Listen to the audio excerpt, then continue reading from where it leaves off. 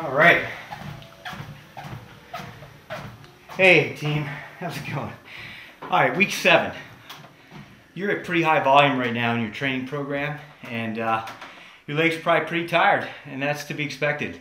You know, you're working towards your peak training weeks. You're putting in a lot of time, a lot of intensity, and I just want to remind you that you really have to pay attention to your recovery.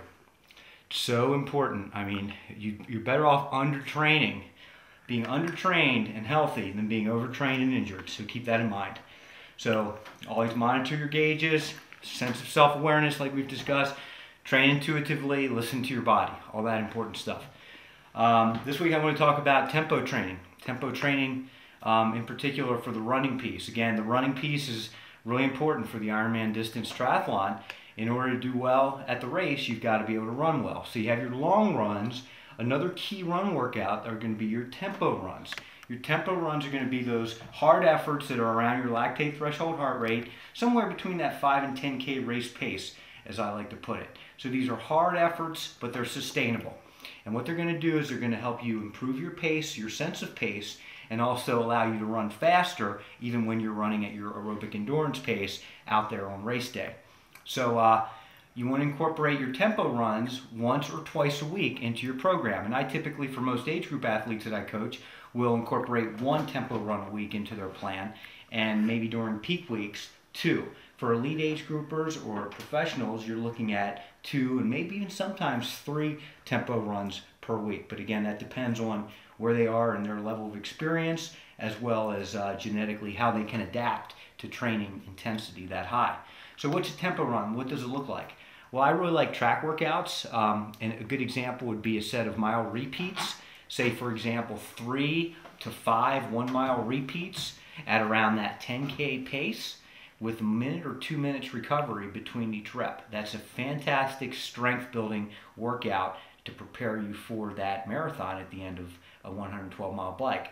I also really like to do longer extended tempo runs in the middle of a workout. So say, for example, you have a 45-minute workout planned, go out and do a 10 to 15-minute tempo run after a good warm-up.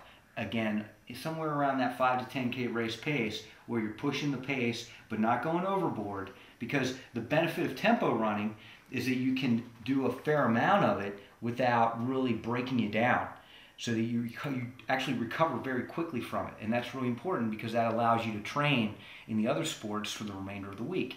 If your run workout really tears you down a lot, you won't be able to train effectively for your other workouts that you still have to do in the remainder of the week. So keep that in mind.